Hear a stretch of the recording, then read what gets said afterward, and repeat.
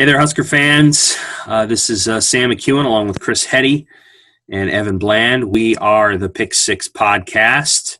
Happy July 17th. It is about 95 degrees today. It'll be about 110 heat index, about 120 on Saturday, and that's my weather report for the weekend. Travis Fisher loves the heat. That's what he said on Sports Nightly last night. That his players like it and they like working out in it, and he likes them doing that. This is the time of year where and maybe there's more time to do it because of the pandemic, but this is the time of the year when Lincoln Parks just get ludicrously overgrown because they kind of let them grow out. You feel like you're in a different part of the country, like I don't know, a part of the country where there's more foliage than there is typically in Nebraska. So the high heat of July, I always actually kind of like it. I like what it does to the trees, humid, all that stuff. So how's everybody doing? Yeah, just hanging out in limbo with the rest of the country, but enjoying the heat, enjoying a new AC we got installed in May. So, it's been all good. That's good. Well done. Is it worked A-okay so far? It has. It was, we got like 5 estimates on it, did some serious adulting, and like one of the estimates was markedly better than the rest here in Lincoln. And so, yeah, feeling cool and ready to go for this July heat. You're a very studied and deliberate man, Evan. I would probably get one estimate. I was like, all right, that sounds good. There's like a $1,500 difference. So I mean, that's what I mean. You're very wise about that process. I'm impressed with you. That would have been just like, well, so this is what this costs. Okay. Yeah. Now I know.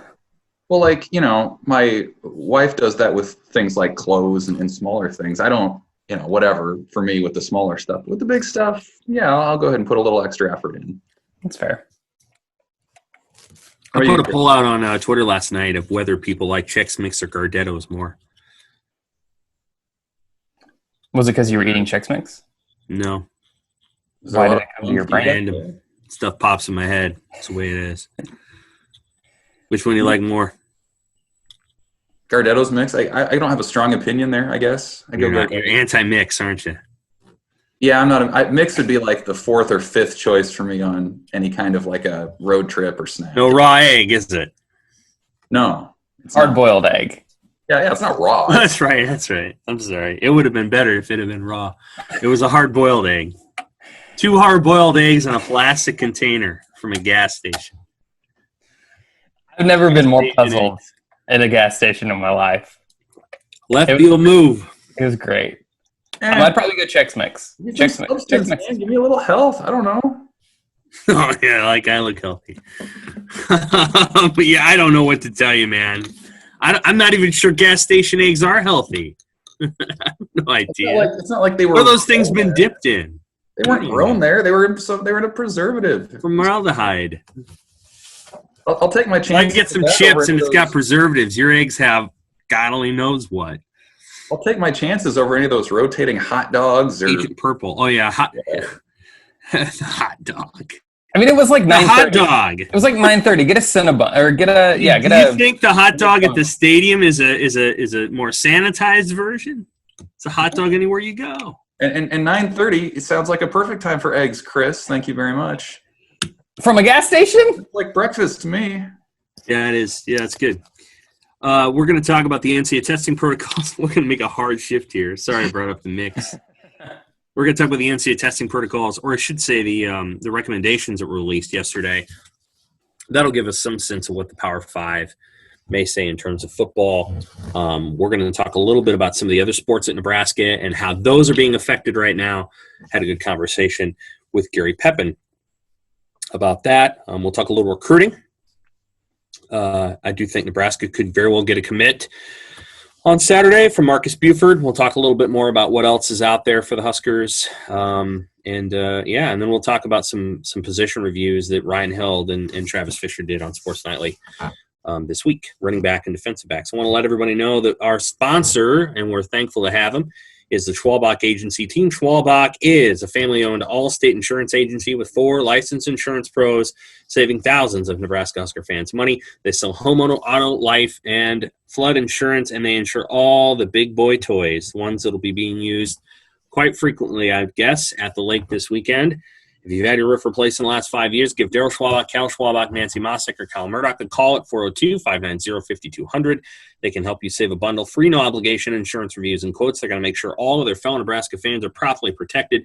That's 402-590-5200 or www.nebraskaallstate.com. That's www.nebraskaallstate.com. Team Schwalbach. Thank you. Evan, on Thursday, the NCAA released some testing protocol recommendations that, according to a story in Sports Illustrated, closely mirror the Power 5, yet to be released, Power 5 conference testing protocols. In other words, the things you'd have to do. And you wrote a nice detailed piece on that. The NCAA released some information, a graph, their own opinion about the pandemic. And I'm just curious what the overarching theme that came from that, your takeaways from writing that story. Did a nice job on it and got some of the key details. Yeah, I mean, I think when you read through just the language of it, one thing that strikes me is how much of it is, not mandatory, right? They use the words recommendation, consideration. Right. Schools should contemplate, schools should consider. You see a lot of that kind of language. Where they depart from that is, in regard to when positive tests do occur. If an athlete does test positive, they have to isolate for 10 days. I mean, that's a for sure thing. So, you put that in football terms, you're missing a game for sure, maybe 2. More extreme than that is if you're in contact with a person who is known to test positive, then you have to quarantine for 14 days or to isolate for 14 days. You must do that. And that's teammates. That's that's opposition, right? If you're a lineman and you're going up against a defensive lineman on the other side and that person tests positive, suddenly you're out for 2 weeks to be quarantined. So you can start to see, even just with that, those couple of points, you can start to see how that could really affect a college season, could knock out entire positions, maybe whole side of the ball, that sort of thing. So those were a couple of the big ones. I think the other big thing is in regard to the testing protocols that come out of this. They say you should have tests and results within 72 hours of competition. So you're talking, Wednesday, right? So I think, as we've kind of seen in different reports around the country, that's not easy. That's no given. Whether that means certain labs are inundated with pending tests, whether that means there's not a lab close by for a given school, that's going to be a big thing. And then the other thing I think kind of reflects, Sam, what you had written about wearing masks and how the kind of major athletic administrators across the country are worried about what's going on across the country. And they talk about different scenarios and conditions that could potentially lead to a paused season or discontinuing athletics at a given point. And a couple of those are totally out of the control of a given university or school, where they say if it's deemed by local public officials that the campus outbreak or community outbreak is unsafe, that should cause that pausing or canceling. And if they feel like hospitals are overwhelmed and would not be able to accommodate some kind of a surge in positive COVID-19 testing. So, I think this just further articulates kind of the precarious nature of trying to restart sports, particularly college football, when there are so many things out there that could potentially gum this thing up. But, it was a good first step, and hopefully something schools start to, put into place here if they haven't already. My mind, when the 14-day part kind of kicked in, my mind immediately went to the quarterback room of any school, but particularly Nebraska, where you only have, usually max 5 or 6 guys. And if one of your quarterbacks gets coronavirus, and then the other quarterbacks were in, the quarterback room with them for more than 15 minutes, even if they were masked, it creates a question mark about how you protect your quarterbacks, whether you even allow your quarterbacks to get contact, or even whether there's like a 6 foot boundary between them and everybody else during practice, because you really can't afford to get one of your quarterbacks positive by somebody else on the team, and then as a result just lose all of them for 14 days.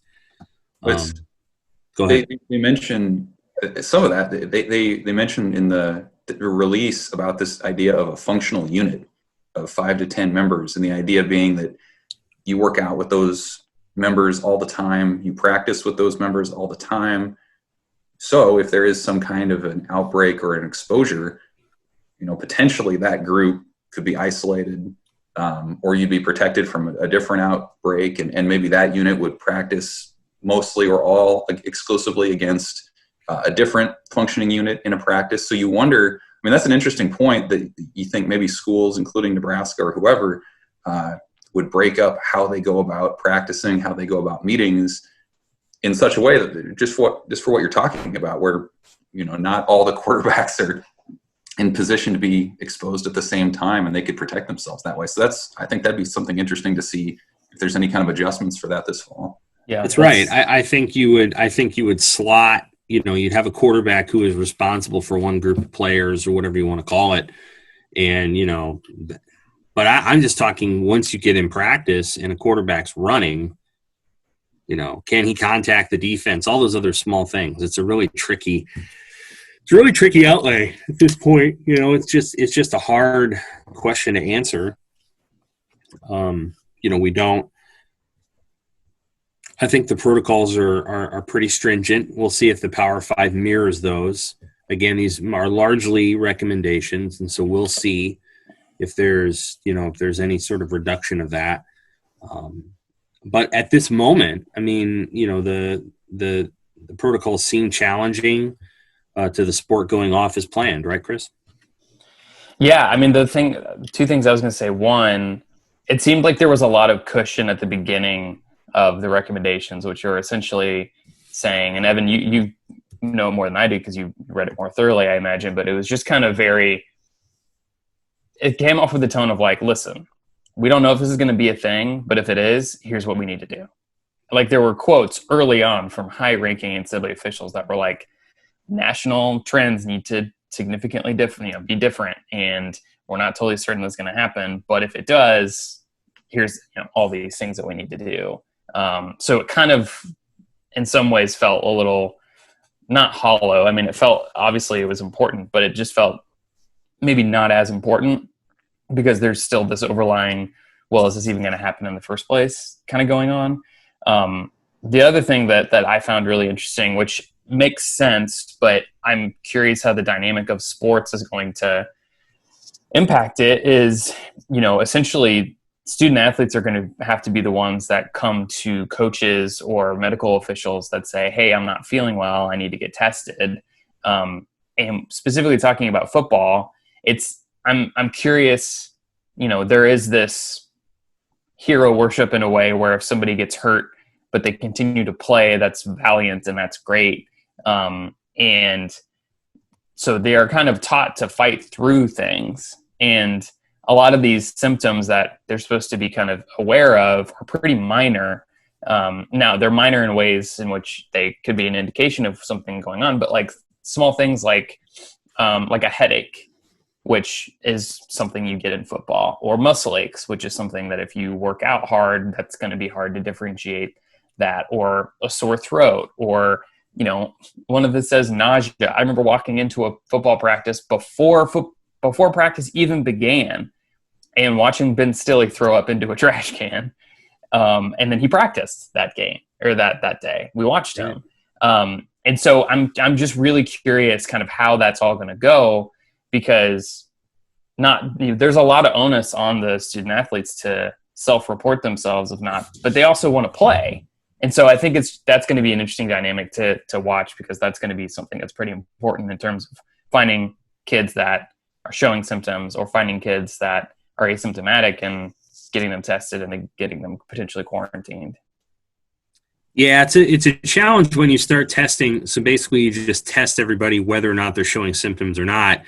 It's possible you're going to capture some asymptomatic cases, and those will be the frustrating ones, obviously, because you know it'll be frustrating because you didn't think the guy had it, and he did, and he might have given it to somebody else, so on and so forth.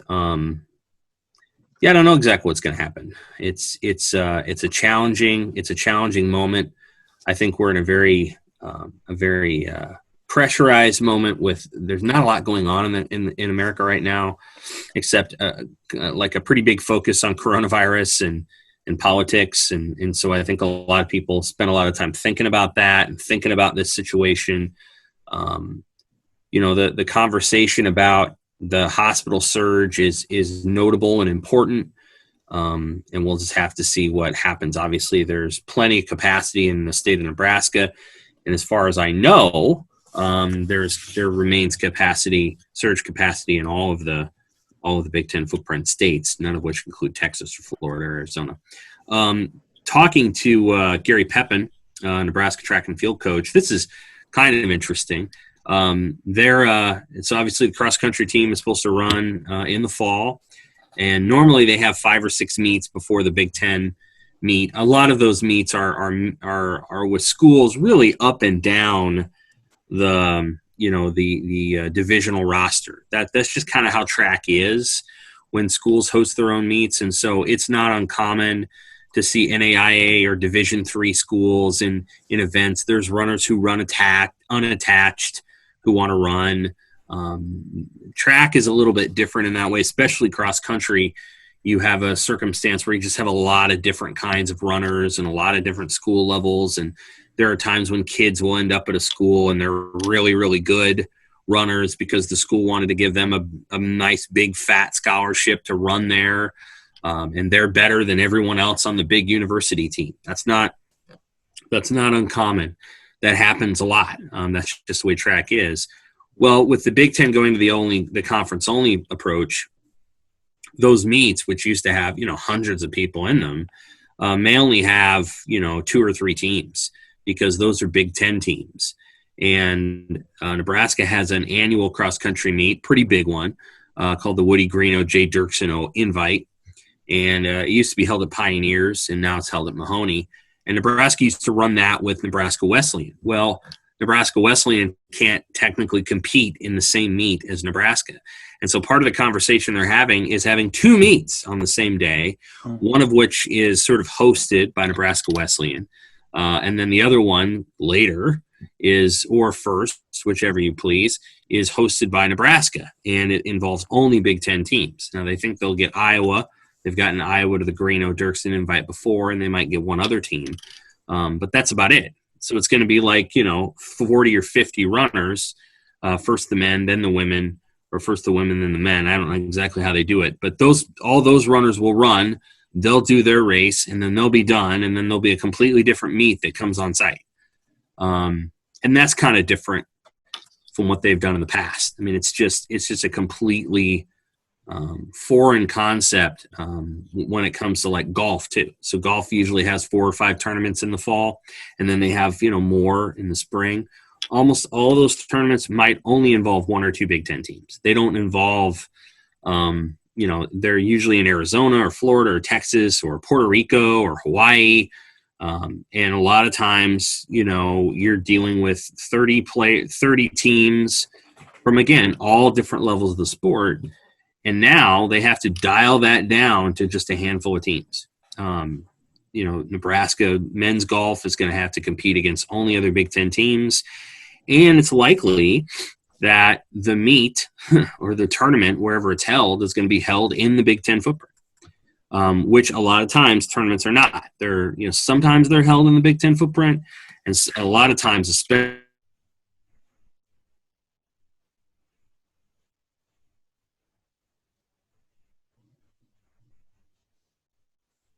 Did we lose Sam? We might have. Well, he had a good thought there going about the Big Ten footprint. I think in general, his point though is worth looking at. And that's something, since we talk so much about football, basketball, and baseball in this podcast, we do forget that there are hundreds of student athletes in other sports who are getting impacted from this. And I'm curious about. It's interesting. The first Nebraska sporting event that I ever actually covered was a cross country meet, which was an interesting experience. But it's also that's I think we think of those as pretty simply distanced because you're pretty far away from each other theoretically when you are running. But I mean, the beginning, it's like everybody's stacked up right next to each other on the starting line. And so even just that makes it so difficult that you have to completely change the way that you do everything. You know what I mean? Like, I think that in general, these rulings, even though we think about football primarily, which we don't even know if it's going to happen, there are sports that are going to happen, are going to be completely different just based on everything that's already happened. Right. Hey, Sam's back. Hey. Maybe. Keep going. It was a good thought. Yeah, sorry about that. Well, that's it. I mean, just that there's going to be a trickle down effect, and if there's no football, I mean, it's going to hurt so many different people in the athletic department. At the same time, Pepin said, he understands why people at the top are being cautious and erring on the side of caution. Nobody wants to make a mistake. Right. So sure, all of that is understandable, and you can totally see where sport leaders are coming from. This is tricky. It's just a tricky moment. And if they don't play football this fall, there will be a lot of time to talk about how the systems or structures might change and how maybe there needs to be a different conversation that's had about the way that college sports functions. Because I don't think college athletics. I don't know that college athletics is in a horribly functional place right at this moment. You have a lot of discussion about NIL, and some of it is political. Like, some of it is philosophical and where our values lie, and you have. There's a lot of different ways that you can frame this, but there's a lot of athletes who are quote unquote discovering the rights at this moment as athletes and understanding what that means and what it entails, and looking to have union representation or group dynamics where their concerns and voices are heard. Those are all understandable, and hopefully, if there's no football this fall, there's some time to have that conversation and maybe get a little bit better understanding of where we're all at. Because there's a concern that college athletics has become surprisingly politicized in the last 5 years. Politicians are suddenly very interested in college sports. The NCAA is asking for Congress to be involved in ways that they've never have before. Social media has changed that conversation. And regardless of what happens this fall, it's looking more and more like an unstable market that threatens to be disrupted by sort of a vertical market of, youth to pro sports pipeline, like you have in other countries. And, that's something that I think college sports has to figure out soon. Yeah. Well, I mean, the president went to multiple college football games last year. I mean, politicians are extremely interested in college sports. I also think, in general, to your point, there has to be some sort of conversation about college football compared to, and maybe college basketball as well, compared to the rest of collegiate athletics. Because I think it's so vastly different, particularly when you talk about a Power 5 school and a non-Power 5 school. It's just a different operation, and it's different priorities in some ways, and it's just completely different. And I think that there needs to be a conversation about, because again, we talked about this in March, whenever with college basketball and because we were right in the middle of it in terms of who was canceling their tournaments, and okay, just because they cancel a tournament, now what happens with the NCAA tournament and who makes this and who makes that. And it was like, okay, well, everybody is doing their own thing at this point. And there is no uniformity. There's no one governing body that says you're going to do this, this, this, and this. This is how we're going to shut down. This is how we're going to come back. I think at the very least, we've seen the dysfunction of college sports. And I agree. I think that this fall, even if there's a smaller football season and there's just more time in the winter to talk about it, I think there needs to be some sort of summit to streamline efficiency and find some way to make it more functional. Every institution has dysfunction. Anything on this side of heaven that's a human endeavor is dysfunctional. On some level, every institution has some dysfunction to it. What I think makes college athletics a concerning dysfunction right now is there is an unusual amount of focus on its dysfunction and its dissension. And in that process, many of the things that have been good about college sports for a long, long time have been thrown out like baby with the bathwater. And so where we're at this moment, and the coronavirus is sort of a clarifying event in that way, we have,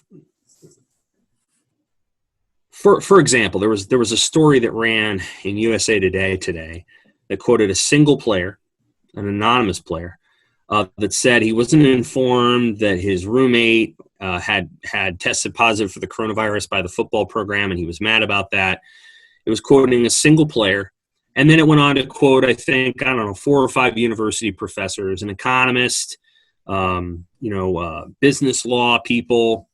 And the whole gist of the story was, here is this one player being quoted anonymously, and it's an indictment against the entire institution of the sport, that the sport is using college athletes as guinea pigs. Well, what stands against that, for example, is Nebraska's entire mindset and approach to this, the level of contract tracing they went through, the fact that most institutions haven't had those kind of complaints, the fact that a lot of some institutions haven't even had positive tests yet, the fact that Nebraska was testing athletes not even when they came back to work out, but if they even used the grab-and-go food system in the cafeteria, they were testing people. So the level of caution and concern that is used in this process, and the fact that a lot of college athletes want to be back on the campuses where they work out because it's endemic to who they are. They want to be there. They want to work out. Those kinds of stories tend to fly in the face of that very specific story. Unfortunately, we're in a point where those kinds of broad stories are just assumed, and they aren't. And the primary focus at this moment is on how college athletics is sort of a fulcrum or pressing against the human rights of the college athletes, and that's where the conversation has to be hashed out. And whether that involves a deeper conversation with NIL or union conversations, there does come a point where you'd rather not see that legislated or litigated through news media, but you want those people to sit down and figure that out for themselves, and then come out with a sort of gradated, here's the compromise. Because as it stands right now, the institution is taking a lot of hits for what are in some cases very anecdotal concerns. And they're very high. They're high, hard spikes, like what happened at UCLA, where the UCLA players signed some letter that somebody wrote for them against the program, and then all of a sudden they were going to boycott, and now they don't boycott. Like there's these weird little moments that happen a lot, and they don't. All they do is just have little dings against the institution. And so what you hope is, even if there is college football in the fall, that there's some sort of conversation about how players and coaches and administrators and the overarching guidance of the sport can get on the same page, so that we don't continue to litigate these conversations through very narrowly defined stories in the press. Well, it's also weird because there are points when it's like you're blaming the system, but there's not really a clear person or institution to blame. So you can kind of say, like, well, I'm blaming the NCAA for this, but they don't litigate that, or that they don't have anything to do with this. Or we're going to blame the university for it, but it's like, well, this isn't necessarily the university. So it's kind of like throwing blame at everybody, which means that you're throwing blame really at nobody, because nothing can change if you don't have a clear, you know what I mean? So it's just not uniform. Like there's no, I don't know. There just needs to be some sort of, and I think, to be fair, I mean, I think that it's not just us having these conversations. It sounds like there are higher ups in college athletics that are also having those conversations. Yeah, it needs to progress beyond the media and one spokesperson for union rights for players. And the same guy's quoted over and over. He's a good quote, and he testified in the Nebraska legislature, and that's all fine and good. But there does need to come a point where, like there's more of a compromise and more of a conversation, and we all just kind of move on. Because the anecdotal, well, this could, I was treated unfairly by X, and that is a commentary on the entire institution of college sports. It's not helpful. So moving on, moving to recruiting. Evan, you had a chance to talk to the coach of Marcus Buford this week. Buford is supposed to commit on Saturday to some school. Nebraska is among his favorites. He played at Cedar Hill Trinity Christian High School near Dallas. And he's going to a prep school. He's going to the same prep school that Alante Brown went to at St. Thomas More. And I'm wondering what your thoughts are on Marcus Buford. Right. Yeah. Same high school, incidentally, as Maurice Washington. Chris, you've been there. Trinity Christian. Oh, really? Yeah. Yep. Wow. Interesting. That's an interesting high school. Yeah. So interesting kid. I mean, what stood out to me in talking with his coach was just saying how versatile he is. I mean, he plays offense, receiver, quarterback, can play some running back. Defensively, said, yeah, he can do anything outside of defensive tackle, and that's only because he's not big enough. He gave some good examples about when he would have to fill in at linebacker and how he made some real instinctive plays, jumped a route when if he didn't, it would have been a touchdown, and instead he pick sixes it, and then shortly thereafter catches a 60-yard touchdown one-handed. So like he's a real versatile guy. Nebraska has an in with him, as you mentioned, Sam, through Alante Brown. They're both originally from Illinois. Brown went to St. Moore in Connecticut and a year ago, and so that's kind of what's prompting Buford to go there this fall. But he was in Lincoln with his family last weekend, kind of on their own. Some of the Husker players, Alante Brown, Cam Taylor-Britt, were tweeting about him being there and trying to get him to commit. And he's just been a guy who's been on Nebraska's radar for a long time. Alante Brown and others have been kind of on him the way that, a lot of Husker players or Husker recruits have tended to be in this 2021 class. But, an interesting prospect because some schools have been recruiting him on the offensive side of the ball. Nebraska sees him as a DB. Travis Fisher is starting to build a pretty decent track record of identifying talent, and he feels like this is a way to do it. And I think in a bigger picture sense, this just continues to show that, Nebraska's being creative in where it finds talent. I mean, Buford's the top rated prep school recruit in this cycle. So that's something that not a lot of schools maybe delve into. So that's kind of unique. And I think when you consider Brown and then Casey Rogers in the 2018 class, that's 3 out of 4 now that if Buford commits, that Nebraska will have gone kind of that postgraduate route to land somebody. So I think you're seeing a lot of creativity. And if he commits to Nebraska, it's a guy who is really versatile. Another one of those guys that coaches talk about who just love football and should be a good addition. Good in off-man coverage. He plays safety, kind of. So he's good coming from distance. And not every player is, right? So not every player who plays defensive back is comfortable being in a, 10 to 12 yards away from the ball and coming forward and anticipating and making those tackles and making breaks on the ball and, and kind of moving around in that way. Safety is not an easy position in that way. Neither is corner. Gifted corners are like gold in part because if you can lock down the edge of this edge, then you can do a lot. He's good at coming at the ball, and he's got good ball skills, right? And he's got good coordination. What I mean by that is he has a good sense of how to track the ball. He's got good coordination skills. In other words, when the ball hits his hand, he has a natural ability to be able to tip it or to catch it. Not everybody has that. He's got good coordination, and he's pretty physical at the point of leap, so to speak. So when he goes up, and he's able to high point the ball, grab it, use his body, so bring the ball into his body, but extend his arms out, all that other stuff. So he's a good player. I think they intend on using him at defensive back. Is that right? Yes. Yep. Can Evan hear me? Yep, I can hear you. Okay. Yeah, defensive back. Yeah. I think that's probably where he's going to be pretty effective. Yeah. So Yeah. You're still there?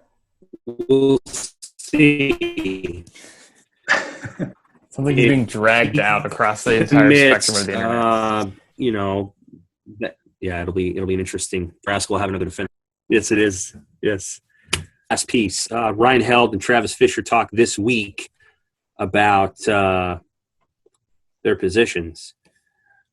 Chris, Evan, talk to me about what Ryan Held said about the running back room. Dedrick Mills obviously is the front runner, and then what does it look like after him? Evan, you listened to it, right? I did, yeah. No, it's I honestly wasn't terribly surprised by what he said. Like you mentioned, Dedrick Mills is that clear-cut number one. Ramir Johnson, Ronald Tompkins, both were able to redshirt. He mentioned, Ramir had a kind of a nagging groin injury last year, which affected what he was able to do. He's fully recovered from that now. He's added a little bit of weight, which should help.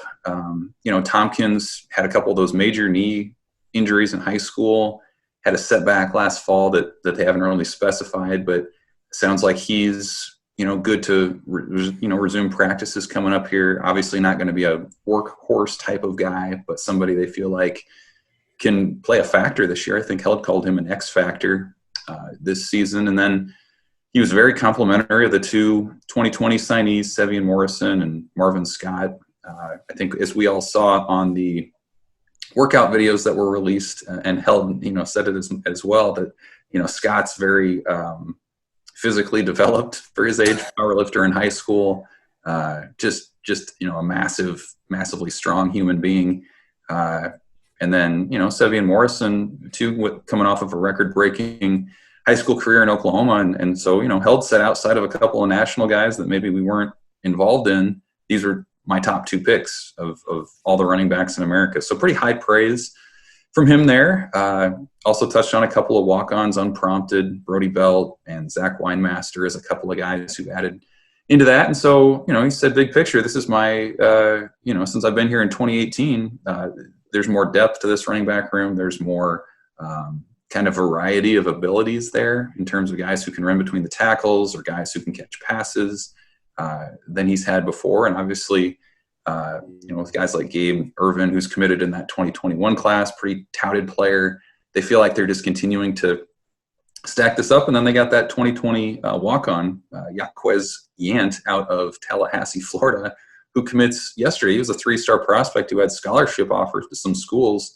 He decides to come to Nebraska and feels like he can, jump in the mix too. So all of a sudden, a position that, 2 years ago was awfully light on bodies, on scholarship bodies particularly, suddenly looking a little bit deeper. And so when you start looking at Husker football beyond this fall, beyond Dedrick Mills, I think that's kind of where the interest is for me is who among that next group steps up for 2020 and beyond. That's what I was going to say. That was my main takeaway, was because you're going to hear all the coaches say that they feel really good about their position group because it's July.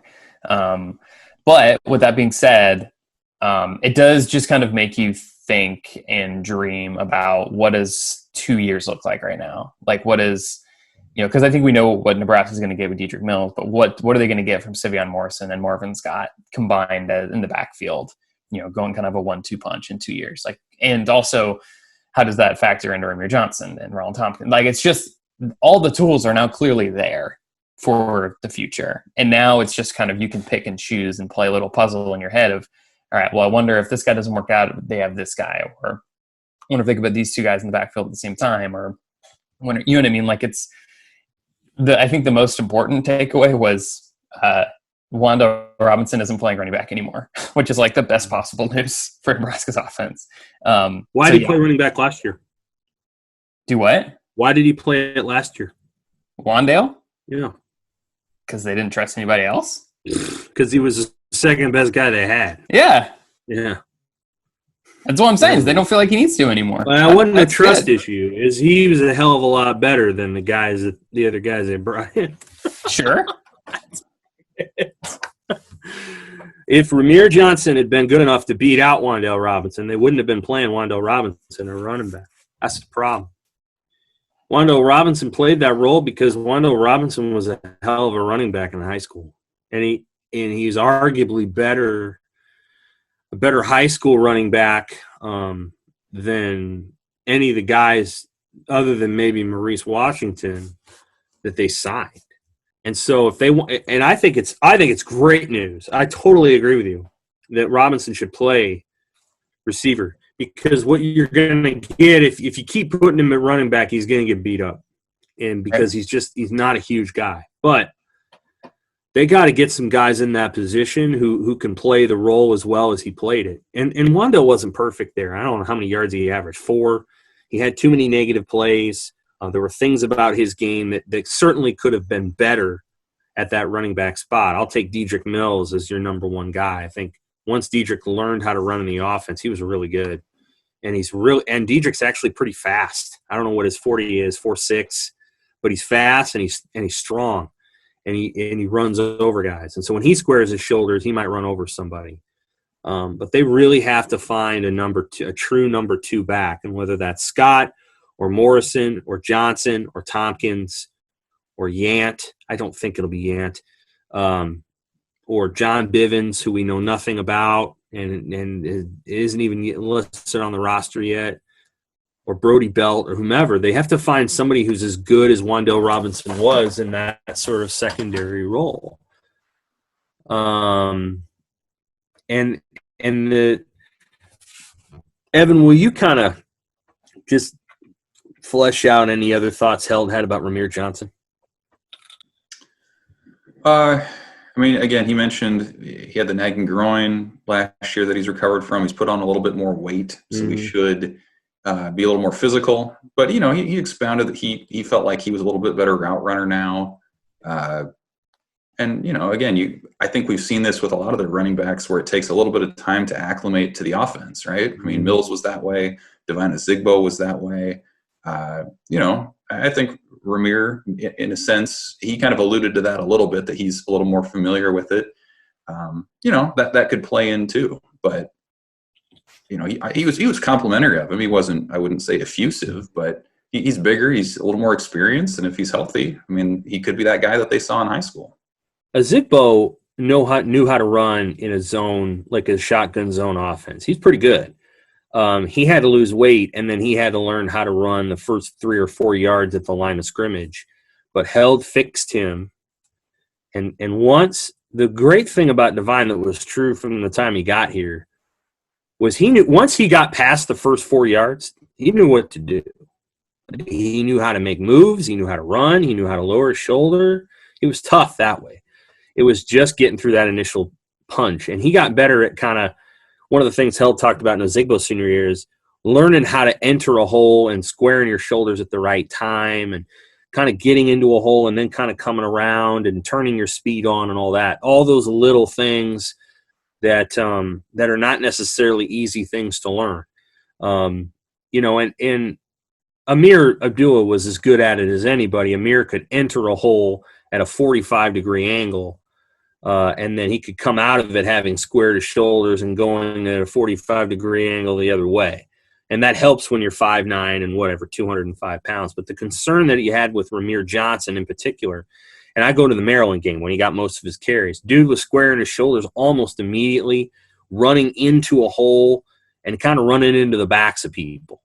And you can't – you have to have a little bit more patience and a little bit more confidence in your ability to set holes up than to do that. And the one thing you can say about Wandale is Wandale could see 2 or 3 steps ahead. Now, he got beat up as the season went on, but Wandale understood he could look and he could see a 12-yard run. He just had that ability to make one guy miss and then accelerate and jump into another hole and boom, boom, boom, boom, and then he's 12 yards downfield. The thing that Ramir Johnson's got to give you is that, because he's probably not going to run people over the way Diedrich does or the way Marvin Scott will. He's going to have to be sort of a jittery bug kind of guy, a guy that can kind of,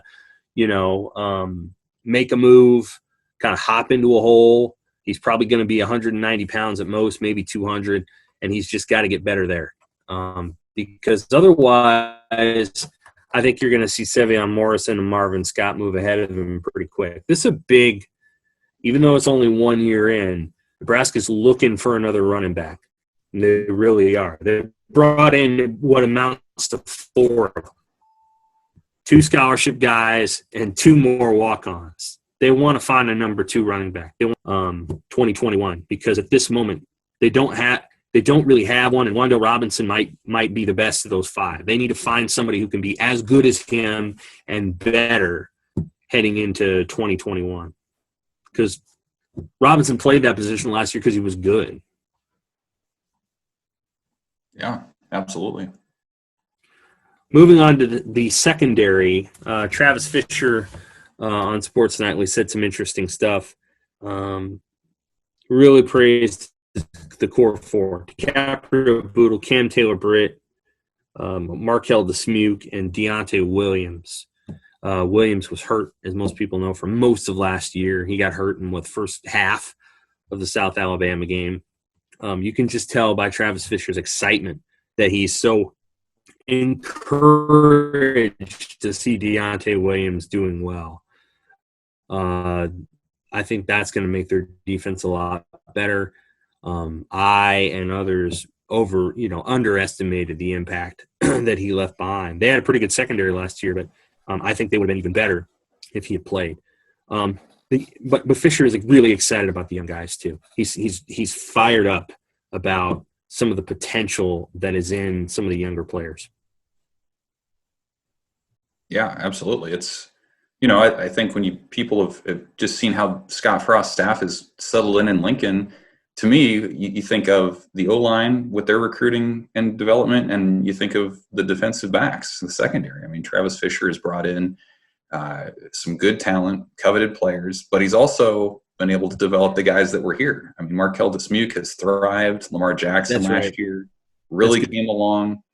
I agree. It was disappointing to see Deontay Williams go down last year, because if you remember in 2018, he was the guy who would make some plays. He was still learning the defense, but man, you could see kind of that athletic ability. And then that's good. And then he figured out the defense last year, and he gets hurt right away. It was a real bummer. But I agree. I think he's going to be really fun to watch. And then, like you mentioned, I mean, that's a position more than most on the team where you can totally see how Nebraska is going to reload. They love Miles Farmer, they love Quentin Newsome, they love Ronald Delancey, Jaden Francois, who just arrived. Like you can absolutely see that depth there. And I think if you're Travis Fisher, and we've all talked to him before, like this is the perfect situation where you have the seniors who are mentors, but they're also the guys that are competing every day with these younger guys and setting a tone. So the future is really bright at that position. And when you think about where that position was when Travis Fisher arrived 3 years ago, it's pretty remarkable how quickly that's become a point of strength for this team. They were down in the dumps when he arrived. They were last in the Big Ten in opponent completion percentage, yards per attempt allowed, which is when you're last in both of those, you pass defense efficiency rating. They were 14th out of 14. In 1 year, he took them up to middle of the pack, and then they stayed there this season, despite losing all 3 senior safeties. So their starting safeties in 2018 were all seniors, including Trey Neal. And then they had to replace all that, and then Cam Taylor-Britt got hurt, and then Deontay Williams got hurt. Well, Deontay Williams got hurt first. He's done a really good job in a short amount of time. Now you want to see a couple of those young guys kind of fill into big-time roles, and I suspect they're maybe 1 year away from that. Just one. Maybe Miles Farmer gets a little bit more playing time, and he's more of a factor. But I don't know. I think it's gonna be hard to beat out Markel Dismuke and Deontay Williams for those starting jobs. And beyond that, I think Deontay Williams is the best athlete of the back there anyway. So it's not like I think Miles Farmer's a really good player. That's what I've heard will be better. So that group has a chance to be real nice in 2020, provided there's a season. Mm-hmm. I'm so ready for Deontay Williams quotes again. Like, I've missed them so much. He was good. I've missed listening to him. Yeah. He was. That was a loss for that defense. He was certainly a passionate, athletic, aggressive. I love the way he tried to make plays. Nebraska needs more playmakers. I understand a guy like JoJo Doman made mistakes at times and overplayed stuff, but he also made some plays. And if you get 11 guys on a defense who are all playmakers, then you can live with 1 or 2 mistakes because you're going to get them back from somebody else. And if I thought there was one thing that in the late Bo era, like 2014, and then most of the Riley era, as I just wasn't sure they got enough playmakers, like they defensively, and you're kind of seeing that bear out right at this moment. We'll talk about the defensive line whenever it comes up, but that's been still a lot of question marks at this moment. That's a good point, though. I mean, I've heard this from so many Husker fans and observed it. I mean, how many times have you seen a DB, not turn around and look at the ball, right? I mean, that's been. Oh yeah, sure. And I know that they're taught that way to an extent, but that's something that in under Fisher the last couple of years they've been doing a lot more. I mean, they're. I remember Fisher scolding some of his players for deflecting, passes, defending passes, and knocking them down when they could have picked them off. Like, that's the sting. It's like they're getting on them for knocking a ball away when you could catch them. So that's, or even picking off a pass and not scoring. Like, right. I mean, like Lamar Jackson had like a game-winning interception, and he was pissed because he was like, "Well, I got in trouble because I didn't score." The only other thing I was going to say was. The only thing you really need to know about Deontay Williams is that when he did play, there was one play early in that game, in that first game, where there was a pile and it was not moving very much. And Deontay Williams came out of nowhere and just like jumped on top of it, like almost like it was like a pregame celebration, and just like trying to take the whole pile down. Like you'll take that guy. Like that's why it's important that he comes back, because you want a guy that's going to just randomly jump on top of a pile to try and make a play. And that's what they didn't have maybe enough of, and now they would have with him. No, that's good. No, they've recruited a different kind of defensive player. Now they got to develop them because they recruited some raw guys. I mean, they recruited some really good athletes, and by that I mean Jamari Butler and Edivamaga Clements, and I think they had to shape Cam Taylor-Britt a little bit because he had spent a lot of time as a quarterback, and so you got to kind of mold them a little bit, but they recruited guys that can go make plays. Now you just have to kind of put them into a framework and then let them go do it. But I like the playmaking ability of their recruits. Now they just have to, again, put it into action. And he was real high on Noah Pulla-Gates last night too, which is good to hear, because Pulla-Gates is a really aggressive and good playmaker, and people forgot about him last year. There were people who said, well, people forgot about this guy. They forgot. But people did kind of forget about Noah Pulla-Gates because be capable of. And I think he has a high ceiling because he's got really good ball skills and he's really physical. He's very, very aggressive. So. Agreed. Anything I gotta else? go. You guys take us out. All right. Evan, anything else? Goodbye, Chris. No, I'm just hoping, we all stay cool over the weekend. Stay out of that 100-degree heat. And we'll see. Marcus Buford, 3:16 Central Time, Saturday. So if anyone's interested in following along, that's when he's going to announce. Yeah. So, I think Nebraska's going to get another commit out of it. You like Nebraska's recruiting class so far? Are you a fan of it? Yeah, I mean, it's a little understated, right? In terms of it is mostly 3-star type prospects, and I think as studies have shown, stars do matter to a point when you're talking about your teams that win national titles or your top recruiting classes. And I think Nebraska's, what are they right now, mid-30s nationally with their 12 commits? They're 38th according to 247. Okay, so yeah, and it's a tough class, I think, because people are tempted to compare it to past classes and say, well, Nebraska's ahead of the pace where they were last year. And while that's true, this cycle has been so odd given the pandemic that I think you kind of have to throw all that out anyway. People are committing because they can't take official visits. So it's a difficult class to compare to others. And I think there are still, out of these 12, 3 or 4 of these guys have not yet even seen campus. And you got to think if official visits open up, there could be some movement both in Nebraska's favor and otherwise. So, yeah, I think they have a good core. I think the character and kind of the grinded out style that this staff likes is evident throughout this group of commits. But obviously there's some big fish out there. Nebraska still wants Christian Burkhalter, the outside linebacker, Thomas Fedoni, the big one, the tight end from Council Bluffs Lewis Central. So, if you can add a couple of those big fish, I feel like kind of they've laid that foundation with some of those other guys, particularly on the offensive line. And so, yeah, I think it's not going to be maybe that headline class of the Frost era, but it's going to be a good one. What do you think? I'll say this much. I like I really like the potential of all the linebackers. I think that's a strong bunch.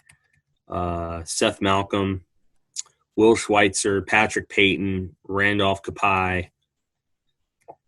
And then they lost the one guy, which is okay, Christopher Paul. But I like the guys they have in there. I think it's a good group. And then I really like Henry Lutovsky. Yeah. And he's got that attitude too, that kind of nasty that you want in a line. Oh yeah, I think he could play right. He could play very quickly. And then I probably need to look more at the skill players. I think Gabe Irvin's a nice player. Lardarius Webb, I need to look a little bit more at him and maybe some of the competition he's played. Sean Hardy, I think's got some ability. I do. And then Latrell Neville would benefit, I think, from a senior year playing that. Latrell Neville is a guy that I think a lot of people think is going to be a really special player. And a lot of schools were high on him, and then he kind of had a junior year where so-so, wasn't as good, I think, as people that it might be. And then I think this senior year is when he's really going to, get better. And I think he could progress into a mid-level, even high 4-star if he has a big senior year. But the jury, I think, is a little out on him. And the other guy that's at linebacker is Patrick Payton. And Randolph Kapai, Patrick Payton, Will Schweitzer, and Seth Malcolm. I guess I named them all. Yeah. Neville's interesting, like you mentioned, because, in terms of catches and yards, he didn't, produce all that much last year. But it's so hard to tell because you don't really know what's the quality of his quarterback. They got a good quarterback. Okay. Well, I got think, a good team. Okay. There were good players on that team. No, I talked to his coach. They're good players on that team, and he showed up right before school. So there was an acclimation period there. Okay. Yeah. They had a pretty good quarterback though. Like it wasn't that it was acclimation to the team and getting there. I think like in August, which in high school, when you get there in August, it can be good, but high school teams in Texas, remember, prior to this year, have been practicing together all spring, right? No. And summer. And so it's a whole different thing. When you walk in August into a Texas high school football program, you're behind. Kind of like you would be in college. It's not like in Nebraska where, a kid, Xavier Betts had joined some other program other than Bellevue West in August of that year. He would have had a nice season, Right. But Neville needs to have a big year. My two favorite players in the class right now are Lutovsky and Patrick Payton. Now, Payton's got to get here. That would be what I need to say about Patrick Payton. He needs to arrive. That'll be important. But Payton has got a lot of talent and great first step. Does the things that you want to see a guy do from that position. Plays through quarterbacks and plays through blockers and he hits people. He's not trying to grab and tackle a quarterback, with his he's grabbing like this. Yeah. I told you about the guy last year. He ended up going to Wisconsin. Caden Johnson. Yeah, right. Yeah, I wasn't wild about him. No. I didn't. I like who Nebraska got more. I like Jamari Butler more. I want to see a dude that just runs through somebody and not somebody who gets the quarterback and is trying to bear wrestle him down. If you can run and you can hit, just run and hit through the guy. That kind of thing. Like explosiveness. And Patrick Payton has that. He's a good player. Just got to get here. And Lutovsky, I don't know. If anybody hasn't watched his film, they're going to be impressed. They're going to wonder why Lutovsky is a 3-star. Yeah, he's one of those guys that, committed early, and sometimes those are the players that fall under the radar a little bit when you start moving on to the next. But But you're right. I mean, even just in terms of how they're ranked, Teddy Prohaska, Kapai, and Lutovsky, those are three of their top players in the class. They committed very early on. And so, yeah, I think that kind of changes the perception as opposed to if they landed those guys next month, something like that. You don't want to put too much pressure on a guy like Prohaska, but he should have time. So he should have a couple of years to kind of fill in. If you look at the way they've recruited tackle, now adding Ezra Miller, who I don't think we ever talked about, they should be in pretty good shape there. Oh, yeah. I mean, they're deep. Like I said, O-line and DB, you can see it coming together, and you can see where it's going to be in 2 or 3 years, and that's not the case at every position. I think that's honestly an interesting conversation is when you look at 2021 and 2022, what positions can you kind of see where it's going and which ones can't you? We mentioned running back is one that you can't. Receivers wide open. You can kind of see how the quarterback race is going to shape up. Tight end, who knows in 2 years when everyone that's an upperclassman graduates. It's just kind of interesting to see where they've established depth and where they have some work to do. It's a good point about tight end. They have a great tight end situation through the 2021 season. Great. People are going to – they haven't had a single – I'm not sure any of those guys have missed a game. Stoll, I don't know if he was hurt. I don't think he's missed a game in 2 years. I don't know that Allen's missed a game. Maybe he has. Now they have Vokalek.